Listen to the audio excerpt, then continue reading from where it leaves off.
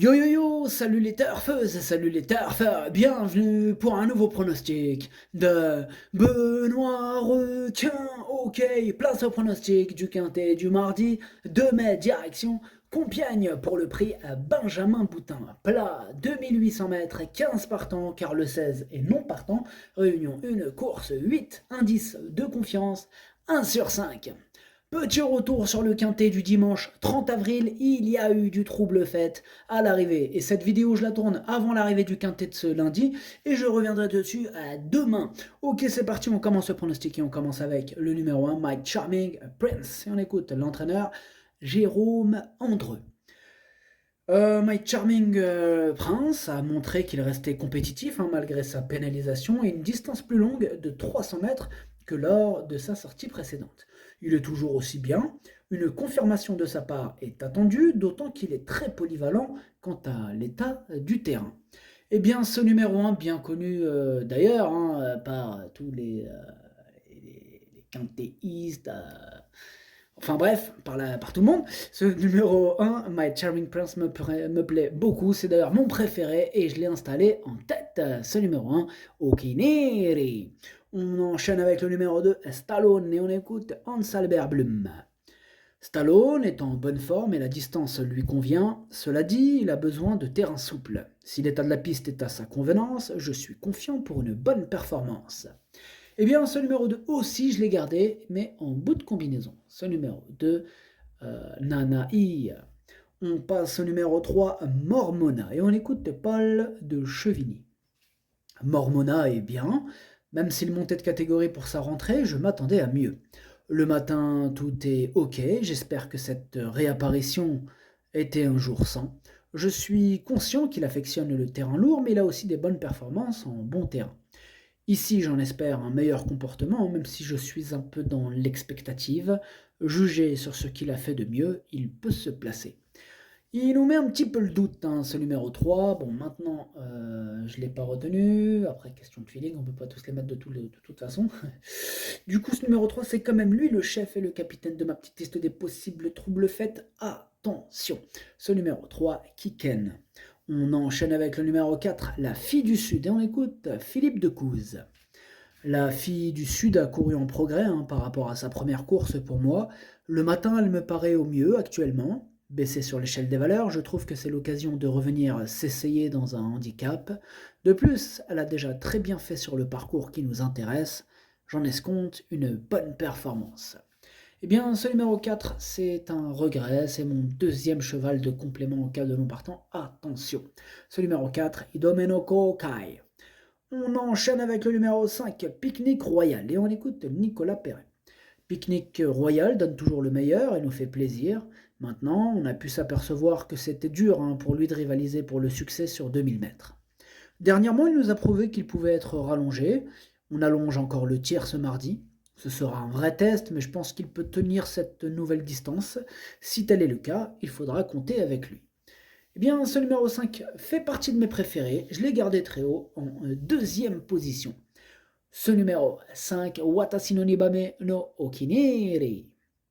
On passe au numéro 6, Black Milord Travel. Et on écoute Eric Le Coiffier. Black Milord Tavel ne cesse d'évoluer. Cette saison, il a franchi un palier et je pense qu'il peut encore progresser. Dernièrement, c'était une petite rentrée, il s'est remarquablement défendu. Alors cette fois, la donne change car il a été pénalisé. Il affronte des adversaires avec pas mal d'expérience, mais je le crois en mesure de bien se défendre. Il partira avec ma confiance. Eh bien, ce numéro 6, c'est mon gros regret, c'est mon cheval de complément en cas de non partant. Attention, possible cassage en vue. Ce numéro 6, Kokai. On passe au numéro 7, Kozak Enzipef. Non, c'est pas ça, c'est Kozak Enzipfel. Kozak Enzipfel. Après, il a un blaze compliqué. Enfin bref, on écoute l'entraîneur Harald Schneider. Kozak Enzipfel aime le terrain souple et frais pour cette rentrée. Il s'agit de son premier handicap, il n'a couru que 4 fois. Cela dit, il est prometteur et peut progresser. Sa valeur est juste, on est optimiste, il devrait avoir une chance. Bien, moi, il me plaît bien ce numéro 7. Je pense qu'il peut faire un truc. Je l'ai gardé exactement à la 6e position. Ce numéro 7, Dokei. On passe au numéro 8, Darkania. Et on n'aura pas les commentaires de l'entraîneur, c'est Francis-Henri Graffard. Bon, lui, il est parti pêcher, là, il est tout seul. Bon, il fait un peu de la peine parce qu'il est tout seul. Personne n'a voulu le suivre. Il a demandé à un peu tout le monde. Il a demandé à Didier. Il a demandé aussi à Herald Schneider, à Eric Le Goff. Et personne n'a voulu le suivre, le pauvre. Donc là, il est tout seul. Amuse-toi bien tout seul. Bon, c'est comme ça. Ce numéro 8, du coup, moi je l'ai gardé, mais en bout de combinaison. Ce numéro 8, Hachi. On passe au numéro 9, Stelvio. Et on écoute José Calderón Romero. Stelvio est en forme. En dernier lieu, son jockey a décidé d'avancer à 1500 mètres de l'arrivée. Il l'a payé pour finir. Néanmoins, je trouve qu'il court bien, hein, malgré ce déroulement de course. Il a été baissé au poids et sa forme est bonne. En espérant un meilleur scénario de course, il se déplace avec la ferme intention de reprendre le cours de ses bonnes performances. Eh bien, moi, ce numéro 9, je ne l'ai pas retenu. Ce numéro 9 est qu'à queue. On passe au numéro 10, Barbadin, et on écoute Didier et Pauline Prudhomme. Barbadin est en grande forme depuis son meeting à Cagnes-sur-Mer. Il a été remonté de 3 kilos sur l'échelle des valeurs, mais je pense qu'il a encore une chance face à des chevaux qui, pour certains, ont également subi une surcharge pondérale. Il faudrait toutefois que le terrain s'assèche. Il connaît la piste du Putois. Je lui vois une très bonne chance dans le quintet. Eh bien, ce numéro 10, moi, il me plaît bien. Je l'ai gardé assez haut, en 4e position. Ce numéro 10, Yo Me. Et on enchaîne avec le numéro 11, Côté Jardin. Et on écoute Jerry Chaloupka. Côté Jardin a sa chance. Hein. Comme il avait eu un long break, nous avons été satisfaits de sa rentrée en dernier lieu à Fontainebleau. Étant donné qu'il est monté en condition depuis, nous en espérons un meilleur résultat cette fois. Nous préférons toujours du bon terrain pour ce cheval. Eh bien, ce numéro 11, je ne l'ai pas retenu, mais il est en plein milieu de ma petite liste des possibles troubles faits, donc méfiance. Ce numéro 11, Kiken. On passe au numéro 12, Capani. On écoute Mathieu Pitard. Capani n'a pas de marge au poids, mais fait toutes ses courses. Il serait mieux situé avec quelques livres en moins, mais c'est ainsi. Toujours en forme, il tentera de s'immiscer dans la bonne combinaison, hein, tout en sachant qu'il faudra bénéficier d'un bon déroulement de course. Il n'a pas l'air super chaud, Mathieu Pitard, avec ce numéro 12. Bon, de toute façon, moi, je ne l'ai pas retenu, mais il est quand même à l'arrière de ma petite liste des possibles troubles faits, donc c'est pas non plus une totale impossibilité à mes yeux. Ce numéro 12 est Kiken.